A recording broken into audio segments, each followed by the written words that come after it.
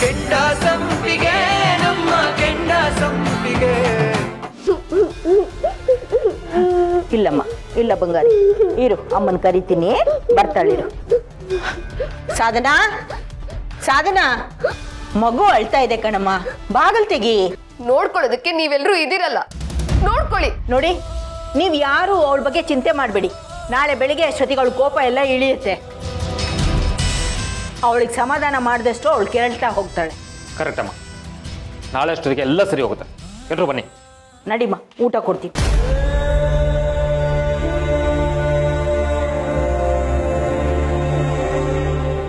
ಇದೆಲ್ಲ ಬೇಕಿತ್ತಲ್ವಾಪ್ಪ?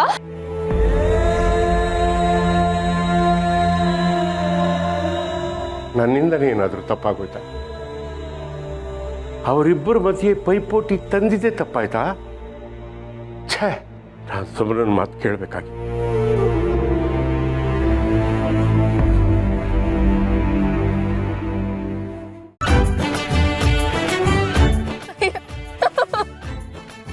ಏನಾಯ್ತ್ರಿ ಸಾಹೇಬ್ರೆ, ಹಂಗ ದೋಸೆ ತಿನ್ನೋದು ನೋಡಿ. ಈಗ ದೋಸೆ ಮುರ್ಕೊಂಡು ಚಟ್ನಿನ ಜಾಸ್ತಿ ಎತ್ಕೊಂಡು ಹೀಗ್ ತಿನ್ಬೇಕು. ಚಟ್ನಿನಾದ್ರೂ ಸಾಕಾಗ್ಲಿಲ್ಲ ಅಂದ್ರೆ ನಮ್ ವಿರೂಪಾಕ್ಷಣ ಕೊಡ್ತಾರೆ, ಅದಕ್ಕೆ 2 ರೂಪಾಯಿ ಜಾಸ್ತಿ ತಗೋತಾರೆ ಅಷ್ಟೇ. ಸಾಹೇಬ್ರೆ, ಸುಮ್ಮ ನಮ್ಮ ಇಲ್ಲಿಗೆ ಬಂದಾಗೆಲ್ಲ 2 ರೂಪಾಯಿ ಜಾಸ್ತಿ 2 ರೂಪಾಯಿ ಜಾಸ್ತಿ ಅಂತ ಒಂದ್ ಬಟ್ಲು ಚಟ್ನಿ ತಿಂತಾರೆ. ಅಣ್ಣ, ನೀವೇ ಹೇಳಿ, ಚಟ್ನಿ ಜಾಸ್ತಿ ಹಾಕೊಳ್ಳಿಲ್ಲ ಅಂದ್ರೆ ರುಚಿ ಬರುತ್ತಾ? ಇಲ್ಲ ಅಮ್ಮ ಸಾಹೇಬ್ರೆ, ನೀವೇನೇ ಹೇಳಿ, ನಾನ್ ಮಾಡೋ ದೋಸೆನ ಈ ನನ್ನ ತಾಯಿ ಆನಂದವಾಗಿ ತಿಂತಾಳಲ್ಲ, ಅದು ನೋಡೋದೇ ನನಗೊಂದು ಆನಂದ. ಆಯ್ತು ಸುಮ್ಮನಕ್ಕ, ನಾನು ಇನ್ನೊಂದು ದೋಸೆ ಮಾಡ್ಕೊಡ್ತೀನಿ, ನೀವು ತಿಂತಾ ಇರಿ. ಸರಿ ಅಣ್ಣ. ಅಣ್ಣ ಹಾಕೋಣ ದೋಸೆ ಒಂದು. ತಿನ್ನಿ ಸಾಹೇಬ್ರೆ. ಸುಮ್ಮನವ್ರೆ, ದೋಸೆ ತುಂಬಾ ಚೆನ್ನಾಗಿದೆ.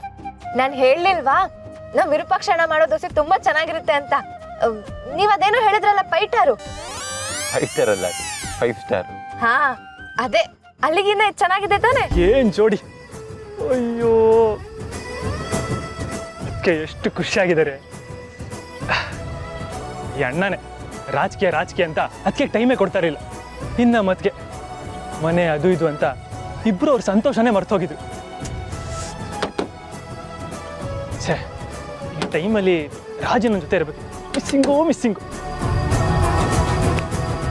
ವಿಡಿಯೋ ಮಾಡಿ ತೋರ್ಸೋಣ.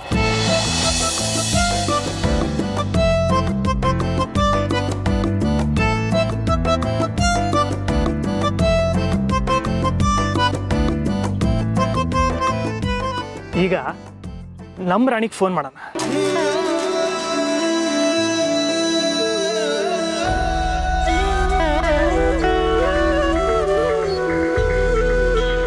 ಹಲೋ, ಏನು ಫೋನ್ ಮಾಡ್ಬಿಟ್ಟಿದ್ದೀರಾ? ಖುಷಿಯಾದ ವಿಚಾರ ಎಲ್ಲ ಫೋನ್ ಮಾಡಿದ್ದೇನ್ರಿ. ಖುಷಿನಾ? ಏನ್ ಖುಷಿ? ಅಣ್ಣ ಅದಕ್ಕೆ ಎಷ್ಟು ಖುಷಿಯಾಗಿದ್ದಾರೆ ಗೊತ್ತಾ? ಹೌದು ರೀ, ನೀವು ಇಲ್ಲಿ ಇರ್ಬೇಕಿತ್ತು. Missing you. ಏನು, ಅಕ್ಕ ಅಷ್ಟೊಂದು ಖುಷಿಯಾಗಿದ್ದಾಳ? ಅಯ್ಯೋ, ನಾನು ಅಲ್ಲಿ ಇಲ್ವಲ್ಲ, ಇದನ್ನೆಲ್ಲ ನೋಡೋದಕ್ಕೆ ಅಂತ ಬೇಜಾರಾಗ್ತಿದೆ ನನ್ಗೆ. ಅಕ್ಕ ಮತ್ತೆ ಭಾವ ಜೊತೆಯಾಗಿರೋದನ್ನ ನೋಡೋದಕ್ಕೆ ಒಂಥರ ಸಂಭ್ರಮ ಅಲ್ವಾ? Hello, hold on. ನಮ್ಮ ಜೋಡಿ ಹಕ್ಕಿಗಳಿಗೆ ದೃಷ್ಟಿ ಆಗುತ್ತೆ. ನೀವೊಂದು ಕೆಲಸ ಮಾಡಿ, ನೀವು ಅಲ್ಲಿಂದಾನೆ ಇವರಿಬ್ಬರಿಗೂ ದೃಷ್ಟಿ ತೆಗೀರಿ. ಅಯ್ಯೋ, ಅದಕ್ಕೇನಂತೆ? ನೋಡಿ ಎಷ್ಟು ನೆಟ್ಗೆ ಬರ್ತಿದೆ. ನಂದೇ ದೃಷ್ಟಿ ಬಿದ್ದಿರ್ಬೇಕು. ತು. ಆಮೇಲೆ ಹೆಂಗೆ ನಮ್ಮ ಪ್ಲಾನು? ಅಕ್ಕನ ಬಗ್ಗೆ ಇಷ್ಟು ಕಾಳಜಿ ಮಾಡೋ ನೀವು ಇನ್ನು ನಿಮ್ಮ ಹೆಂಡ್ತಿನ ಎಷ್ಟು ಕಾಳಜಿಯಿಂದ ನೋಡ್ಕೋತಿರೋ.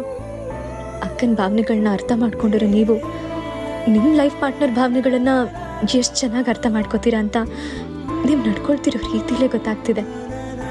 ನಿಮ್ಮ ಹೆಂಡತಿಯಾಗಿ ಬರೋ ಆ ಲಕ್ಕಿ ಹುಡುಗಿ. ಹಲೋ ರೀ, ಮಲಗ್ಬಿಟ್ರಾ? ಈಗ ತಾನೇ ಮಾತಾಡ್ತಾ ಇದ್ರಿ. ಹಲೋ, ಏನು ಯೋಚನೆ ಮಾಡ್ತಿದ್ದೀರಾ? ಹೇಗೆ ನಮ್ಮ ಪ್ಲಾನು ಅಂತ ಕೇಳಿದೆ. ತುಂಬಾ ಚೆನ್ನಾಗಿದೆ. ನೀವಂದ್ರೆ ಸುಮ್ಮನೆನಾ? ಅಲ್ವಾ, ಮತ್ತೆ ಕೆಲವೊಬ್ಬರು ಗೊತ್ತಾಗಲ್ಲ ಅಷ್ಟೇ. ಏನು? ಏನಿಲ್ಲ. ಗುಡ್ ನೈಟ್, ಬೆಳಿಗ್ಗೆ ಸಿಗೋಣ. ಸರಿ, ಆಯ್ತು.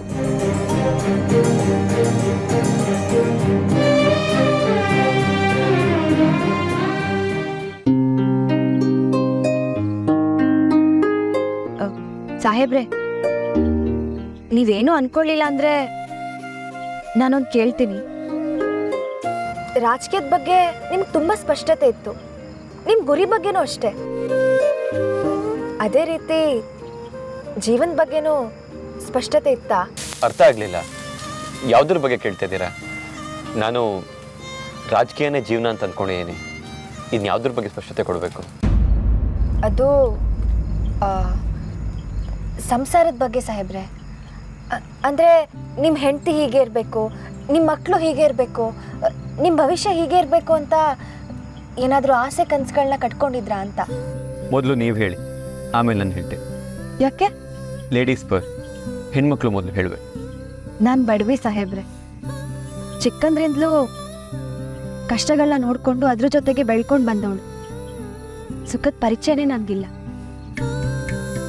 ನನ್ನ ಬದುಕು ಹೋರಾಟದ ಬದುಕಾಗಿತ್ತಷ್ಟೆ. ಹಾಗಾಗಿ ದೊಡ್ಡ ದೊಡ್ಡ ಕನಸುಗಳೆಲ್ಲ ಇಲ್ಲ ಸಾಹೇಬ್ರೆ. ನನ್ನ ಮದುವೆ ಆಗೋನು ಹೀಗೆ ಇರಬೇಕು, ದೊಡ್ಡ ಮನೆತನದವರಾಗಿರ್ಬೇಕು ಅಂತ ನಾನು ಕನ್ಸು ಕಂಡೋಳೆ ಅಲ್ಲ. ನನ್ನ ಕನಸೆಲ್ಲ ಪುಟ್ಟದು.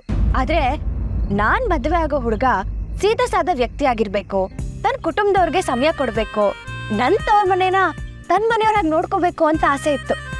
ಹಾಗೆ ಅವಾಗವಾಗ ಈ ರೀತಿ ವಿರೂಪಾಕ್ಷ ನನ್ನ ಹೋಟ್ಲ್ ಕರ್ಕೊಂಡು ಬಂದು ದೋಸೆ ಕೊಡಿಸ್ಬೇಕು, ದೋಸೆ ತಿಂತ ನಗ್ನಗ್ತಾ 4 ಮಾತಾಡಬೇಕು, ಅಷ್ಟೇ ಸಾಹೇಬ್ರೆ. ಚಿಕ್ಕ ಚಿಕ್ಕ ವಿಷಯಗಳಲ್ಲೇ ಸಂತೋಷ ಪಡ್ಕೋತೀರಾ ಅಲ್ವಾ? ಹೌದು, ನನ್ನ ಆಸೆಗಳು ಪುಟ್ಟದು. ಅದು ಬಿಡಿ, ಈಗ ನಿಮ್ಮ ಸರ್ದಿ, ನೀವೇ ಹೇಳಿ. ನಿಜ ಹೇಳಬೇಕು ಅಂದರೆ ಫ್ಯಾಮಿಲಿಯಾಗಿ ನಾ ಈ ಥರ ಸೆಟಲ್ ಆಗ್ತೀನಿ ಅಂತ ಯೋಚನೆ ಮಾಡಿರಲಿಲ್ಲ. ಹೆಂಡತಿ ಬಗ್ಗೆ ಯಾವ ಕಲ್ಪನೆಯೂ ಇರಲಿಲ್ಲ. ಆದರೆ ಮನೆಗೆ ಬರೋ ಹೆಂಡತಿ ಮನೆಯವ್ರಿಗೆ ಅಡ್ಜಸ್ಟ್ ಆಗಬೇಕು, ಮನೆಯವ್ರ ಮನಸ್ಸನ್ನ ಗೆಲ್ಲಬೇಕು ಅಂತಿತ್ತು. ಆದರೆ ಈಗ ನಿಮ್ಮ ಕನಸುಗಳನ್ನ ಕೇಳಿದ ಮೇಲೆ ನಾನು ಪುಟ್ಟ ಕನಸುಗಳನ್ನ ಕಾಣಬೇಕು ಅಂತ ಅನಿಸ್ತಾ ಇದೆ.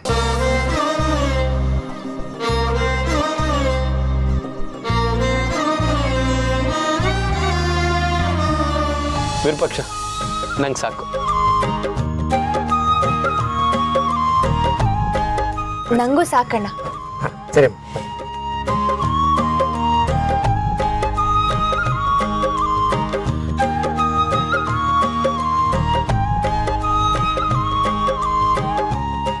ತಗೊಳ್ಳಿ ಅಣ್ಣ. ಹಾಂ, ಕೊಡಮ್ಮ. ಸಾಹೇಬ್ರೆ, ಇಲ್ಲ, ಹ್ಯಾಂಡ್ ಕರ್ಚೀಫ್ ಇದೆ. ಎಷ್ಟಾಯ್ತು ವಿರೂಪಾಕ್ಷ? ಸಾಹೇಬ್ರೆ, ನಮ್ಮ ಕಾಲೋನಿಗೆ ಎಷ್ಟೆಲ್ಲ ಕೆಲಸ ಮಾಡಿದ್ದೀರಾ ನೀವು. ನಿಮ್ಮ ಹತ್ರ ದುಡ್ಡು ತಗೊಳಕ್ಕಾಗತ್ತಾ? ನಾನು ಆಗಲೇ ಹೇಳ್ದಾಗೆ ಕುಚೇಲನ ಅಂಗಡಿಗೆ ಶ್ರೀಕೃಷ್ಣ ಪರಮಾತ್ಮ ಬಂದಂಗೆ ಬಂದಿದ್ದೀರಾ. ನೀವು ಬಂದಿರೋದೇ ನನ್ನ ಅದೃಷ್ಟ. ದುಡ್ಡೆಲ್ಲ ಬೇಡ ಸಾಹೇಬ್ರೆ. ಅಣ್ಣ, ನಾನು ಆಗ್ಲೇ ಹೇಳ್ದೆ ತಾನೆ, ನ್ಯಾಯವಾಗಿ ನೀನು ದೋಸೆ ಕೊಡು, ನ್ಯಾಯವಾಗಿ ಅದಕ್ಕೆ ಎಷ್ಟಾಗುತ್ತೋ ನಾವು ಅಷ್ಟು ದುಡ್ಡು ಕೊಡ್ತೀವಿ ಅಂತ. ಸಾಹೇಬ್ರೆ, ನನಗೆ ಚೆನ್ನಾಗಿ ಗೊತ್ತಿದೆ, ನಾವು ದೋಸೆ ತಿಂದಿರೋದು 225 ರೂಪಾಯಿಗೆ. ಆ ಚಟ್ನಿನೂ ಆ್ಯಡ್ ಮಾಡಿದ್ರಾ? ಅಯ್ಯೋ, ಮರ್ತೇ ಬಿಟ್ಟೆ. ಚಟ್ನಿ 229 ರೂಪಾಯಿ ಆಗುತ್ತೆ ಸಾಹೇಬ್ರೆ. ಇಟ್ಕೋ. ಸಾಹೇಬ್ರೆ, ಇಷ್ಟೊಂದು ದುಡ್ಡಾ? ಅಣ್ಣ ಇಟ್ಕೋ, ಇವತ್ತು ನಿನ್ಗೆ ಲಕ್ಷ್ಮೀ ಕೃಪಾ ಕಟಾಕ್ಷ ಇದೆ ಅನ್ಕೋ. ಸರಿನಮ್ಮ, ಬರ್ತೀವಿ. ಸರಿ ಸಾಹೇಬ್ರೆ, ಹೋಗಿ ಬರ್ತೀವಣ್ಣ. ಸರಿನಮ್ಮ. ನಿಲ್ಸೆ. ಇಲ್ಲ, ನಿಲ್ಸೆ, ಗಾಡಿ ನಿಲ್ಸು. ಲೈಸೆನ್ಸ್ ತೆಗಿ. ಏನ್ರಿ ಸುಭಾಷ್ ಈ ಥರ ಮಾಡ್ಬಿಟ್ಟ? ನಾನು ಲೈಸೆನ್ಸೇ ತಂದಿಲ್ಲ. ಹೌದಾ? ಈಗ ಏನು ಮಾಡೋದು ಸಾಹೇಬ್ರೆ? ಫೈನ್ ಕಟ್ಬಿಟ್ಟು ಹೋಗ್ಬೇಕಷ್ಟೇ. ಎಲ್ಲಿ ಡ್ರೈವಿಂಗ್ ಲೈಸೆನ್ಸ್ ಕೊಡಿ.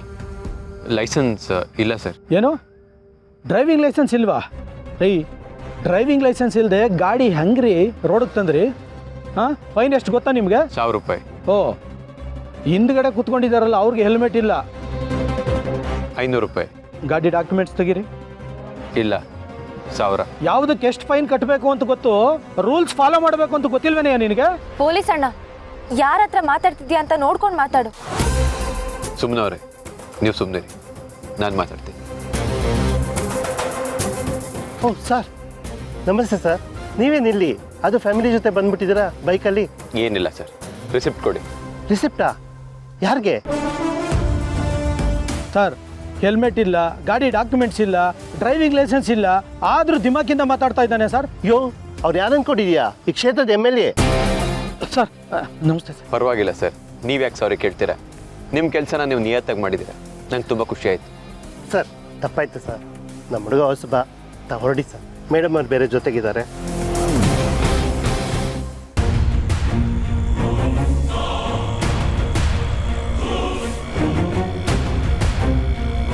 ಏನಮ್ಮ ಇಲ್ಲಿ ಮತ್ತೆ ಶುರು ಮಾಡಿದ್ಯಾ? ಎಷ್ಟು ಸತಿ ಹೇಳ್ಬೇಕು ನಿಂಗೆ ಇಲ್ಲಿ ವ್ಯಾಪಾರ ಮಾಡಬಾರ್ದು ಅಂತ? ಹಾಗಲ್ಲ ಸರ್, ರೋಡ್ಗಂತೂ ಇಳಿಯಕ್ ಬಿಡಲ್ಲ. ದೇವಸ್ಥಾನದಲ್ಲಿ ಇವತ್ತೇನೋ ಕಾರ್ಯಕ್ರಮ ಇಟ್ಕೊಂಡಿದಾರಂತೆ, ಒಳಗಡೆನೂ ಬಿಡಲ್ಲ. ಇಲ್ಲಿ ಕುತ್ಕೊಂಡು 4 ಸಂಪಾದನೆ ಮಾಡೋಣ ಅಂದ್ರೆ ಅದಕ್ಕೂ ಕಲ್ಲು ಹಾಕ್ತಿದ್ದೀರಲ್ಲ. ಬಡವ್ರ ಹೊಟ್ಟೆ ಮೇಲೆ ಯಾಕೆ ಸರ್ ಹೊಡಿತೀರಾ? ನಿಮ್ಗೆ ಲಾಸ್ ಆಗತ್ತೆ ಅಂತ ಹೇಳಿ ನಾವು ಇಲ್ಲೆಲ್ಲ ವ್ಯಾಪಾರ ಮಾಡಕ್ ಬಿಡಕ್ಕಾಗಲ್ಲ. ಇವತ್ತು ಸೆಕ್ಯೂರಿಟಿ ಪ್ರಾಬ್ಲಮ್ ಇದೆ, VIP ಬರ್ತಾ ಇದ್ದಾರೆ. ತಕ್ಷಣ ನೀವು ಖಾಲಿ ಮಾಡು. PC ಅವರೇ, ಬನ್ರಿ, ಇವ್ರನ್ನೆಲ್ಲ ತೆಗಿಸ್ರಿ. ನೀವು ಯಾಕ್ರೆ ಅಲ್ಲಿ ನಿಂತಿದ್ದೀರಾ? ಹೊರಡಿ. ಇಲ್ಲ ಸರ್, ತಪ್ಪು ಮಾಡಿದ್ದೀನಿ. ಫೈನ್ ಕಟ್ಬಿಟ್ಟೆ ಹೋಗ್ತೀನಿ. ರಿಸಿಪ್ಟ್ ಕೊಡಿ. ನಾಳೆ ಆ ರಿಸಿಪ್ಟ್ನ ನನ್ನ ಚೇಂಬರ್ಗೆ ಕಳಿಸಿ. ಆಯಿತು ಸರ್. Thank you sir. ನಿಮ್ಮ ಕೆಲಸ ಮಾಡ್ಕೊಳ್ಳಿ. ನಿಯತ್ತಾಗಿ ಹೇಳಬೇಕು ಅಂದರೆ ನಾವು ಬೈಕಲ್ಲಿ ಹೋಗಲೇಬಾರ್ದು. ಬನ್ನಿ, ನಡ್ಕೊಂಡು ಹಾಗೆ ಮಾತಾಡ್ಕೊಂಡು ಹೋಗೋಣ.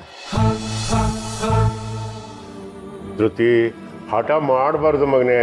ನಾಳೆ ನಿಮ್ಮ ಮಮ್ಮಿಗೆ ಹೇಳ್ತೀನಿ, ಧೃತಿನ ಆಚೆ ಎಲ್ಲರೂ ಕರ್ಕೊಂಡು ಹೋಗಮ್ಮ. ಅವಳು ಏನು ಇಷ್ಟಪಡ್ತಾಳೆ ಅದನ್ನು ಕೊಡ್ಸಮ್ಮ. ಎಲ್ಲ ಚಾಕ್ಲೇಟು ಕೊಡಿಸು. ಸಾರೋದಕ್ಕೆ ನಿನಗೆ ಯಾವ ಐಸ್ ಕ್ರೀಮ್ ಇಷ್ಟ ಹೇಳಕ್ಕದ ಅದನ್ನು ಕೊಡ್ಸಕ್ಕೆ ಹೇಳ್ತೀನಿ. ಒಂದೇ ಒಂದು ತುತ್ತು ತಿನ್ಬಿಡಮ್ಮ. ನಾನು ಬೇಡ ಅಂತ ತಾನೆ. ನೋಡು, ನಿನ್ನೇನಾದ್ರು ನಾಳೆ ನಿಮ್ಮ ಮಮ್ಮಿ ಆಚೆ ಕರ್ಕೊಂಡೋಗಿ ನೀನು ಕೇಳಿದ್ದನ್ನು ಕೊಡಿಸ್ಲಿಲ್ಲ ಅಂದರೆ ನಿಮ್ಮ ಮಮ್ಮಿನ ಬಾಯಿಗೆ ಬಂದಾಗ ಬೈದ್ಬಿಡ್ತೀನಿ. ತಿನ್ನು ಮಗನೆ. ತಾತ ಬೈಬೇಡಿ ತಾತ, ಪ್ಲೀಸ್. ಅಮ್ಮಂಗೆ ಮತ್ತೆ ಅಮ್ಮ ರೂಮ್ ಕಡೆ ತಿರ್ಕೊಂತಾರೆ. ಇಲ್ಲ ಕಣಪ್ಪ, ಯಾವುದೇ ಕಾರಣಕ್ಕೆ ನಿಮ್ಮ ಅಮ್ಮನ ನಾನು ಬೈಯಲ್ಲ. ಬಾ ಕೂತ್ಕೋ. ನಾನು ಪಪ್ಪ ಹತ್ರ ಮಾತಾಡ್ತೀನಿ, ಅಮ್ಮನ ಹತ್ರ ಅವ್ರು ಮಾತಾಡ್ತಾರೆ, ಎಲ್ಲ ಸರಿ ಹೋಗುತ್ತೆ. ತಗೊಮ್ಮ ಜಾಣೆ. ನಂಗೆ ಬೇಡ ಅಂತ ಹೇಳ್ದೆ ತಾನೆ. ಧೃತಿ, ಕೈ ತೋರ್ಸ್ಕೊಂಡು ಮಾತಾಡಿದ್ರೆ ಬೀಳ್ತೀವಾಗ ನಿನಗೆ. ಸುಮ್ಮನೆ ಊಟ ಮಾಡು. ಹೇಳ್ತಾರೆ ಅರ್ಥ ಆಗಲ್ವಾ? ನೀವಿಷ್ಟೊಂದು ಮುದ್ದು ಮಾಡಿದ್ದಕ್ಕೆ ಇಷ್ಟೊಂದು ಹಠಮಾರಿಯಾಗಿರೋದು ಅವಳು. ಸುಮ್ಮನೆ ಬಾಯಿ ಮುಚ್ಕೊಂಡಿದ್ರೆ ಸರಿ, ಇವಾಗ ಇಲ್ಲಾಂದ್ರೆ ಬೀಳುತ್ತೆ ಸರಿಯಾಗಿ. ಅಣ್ಣ, ಮಗು ಮೇಲೆ ಯಾಕೆ ಕಿರ್ಚಾಡ್ತಾ ಇದೆಯಾ? ಓ, ಪಾರ್ಟಿ ಮುಗೀತಾ ಸರ್? ಯಾವ ಪಾರ್ಟಿ? ಅದೇ ಮೇಡಮ್ ಅವರು ಈ ಮನೆ ಮಹಾರಾಣಿ ಆಗಿದಾರಲ್ಲ, ಆ ಪಾರ್ಟಿ. ಜಾನ್ವಿ, ಹುಚ್ಚುಚ್ಚಾಗಿ ಮಾತಾಡಬೇಡ. ಯಾಕೆಲ್ಲರೂ ಹೀಗೆ ಕೂತಿದ್ದೀರಾ? ಅಣ್ಣ, ಮಗು ಮೇಲೆ ಯಾಕೆ ಕಿರ್ಚಾಡ್ತಾ ಇದೆಯಾ? ಏನಾಯ್ತಪ್ಪ? ಅಮ್ಮ, ನೀವಾದ್ರೂ ಹೇಳಿ, ಏನಾಯ್ತು? ನಿಮ್ಮ ಅತ್ತಿಗೆ ಮಾಡೋ ಆಟಕ್ಕೆ ನಾವೆಲ್ಲರೂ ಊಟ ಮಾಡದೆ ಕಾಯೋ ಪರಿಸ್ಥಿತಿ ಬಂದಿದೆ ನೋಡು. ಬಾಗಿಲು ತೆಗಿತಾ ಇಲ್ಲ, ಮಗು ಅಳ್ತಾ ಇದೆ, ಒಂಚೂರು ಸಮಾಧಾನ ಮಾಡು ಅಂದ್ರೆ ಅದಕ್ಕೂ ಒಪ್ತಾ ಇಲ್ಲ. ಧೃತಿ ನೋಡಿದ್ರೆ ಬಾಗ್ಲಲ್ಲೇ ಕೂತ್ಕೊಂಡು ಅಮ್ಮ ಬೇಕು ಅಂತ ಅಳ್ತಾನೆ ಇದ್ದಾಳೆ.